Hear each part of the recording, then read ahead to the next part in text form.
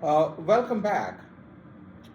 In this short video, I'm going to use the interpretation of integral a to b fx dx to evaluate these four integrals.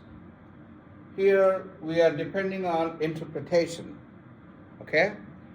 So you might recall if you have an integral a to b fx dx, that means it is the area of the region under the graph above the integral AB if the graph lies above the x-axis.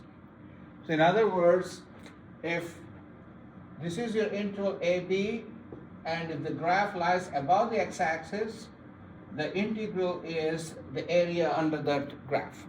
That's what it is. So we could use that concept to answer questions like this. You have three pictures here. In each of these, they want you to evaluate these integrals. And the interpretation they want you to use is if the function lies above the x-axis, the integral, the definite integral, is really the area. Okay, that's the main point here. So if you look at the first one, this is the function. They didn't tell you what the function is. And the interval is 0 to 6. So they want you to evaluate this integral 0 to 6 fx dx. Only thing they tell you is, even though they did not give you the function f of x, they told you it's part of the circle of radius 6. So if you draw a circle of radius 6, centered at 0, maybe I should say centered, radius 6, centered at 0. Okay? So that's the function. You can figure out what that function is. What's the area? Well, this is a standard region. It's like quarter of a circle. So can you find the area of the quarter of the circle? That's exactly what this integral should be. Because by interpretation, the integral is the area under the curve if the curve above the x-axis. If the graph lies above the x-axis.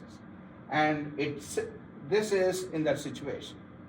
Therefore, this is really area of that region, and this is a standard region. It's 1/4 of a circle of radius 6. So 1/4 of a circle of radius 6. So that's pi times 6 squared. Understand? 6 is the radius, pi r squared is the area. So in this case, it is pi by 4 times 36. So 4 times 9. So that is 9 pi.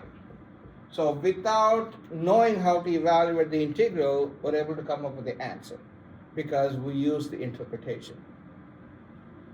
Let's do the next one.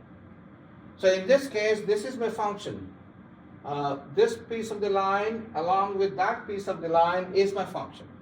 If you want, you can find the equations of those lines. It's a piecewise function, but we are not interested in that. We want to compute 0 to 4 fx dx. Because the graph of the function lies above the x-axis, really this integral is the area of this area of that triangle, right? So how do I find the area of a triangle? Area of a triangle is base times the height. What is the height? If you look at the picture, 2 is the midpoint of the interval. The height of the function at 2 is 2. That's what they tell you by looking at this graph. So this height is 2. How do I know? Because this value is 2. So height is 2. The base is 4. So what's the area? Area is half times base times height. So half times base is 4 units. Height is 2 units. So if you cancel out, you get 4 square units.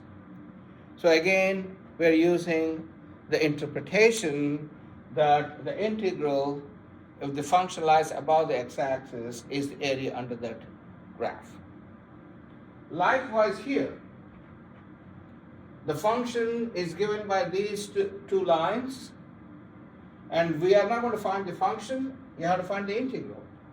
So the integral is really area of this triangle, right triangle, and also area of that right triangle, little pieces.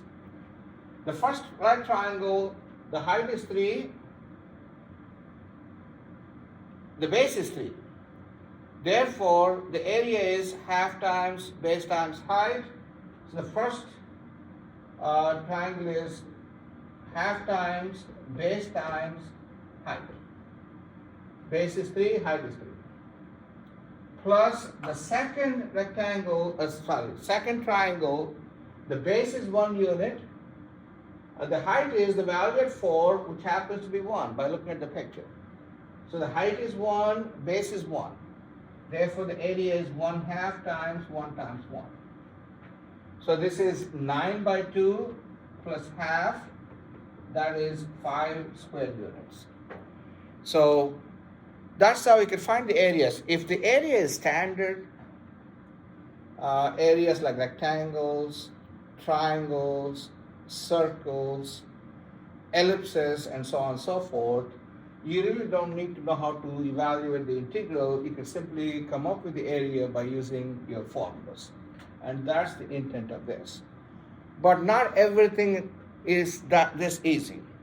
So we really need to learn how to evaluate a definite integral like this. Even part of the function lies below the x-axis. And we will do that in the next section. It is known as, the technique is known as fundamental theorem of calculus. Thank you.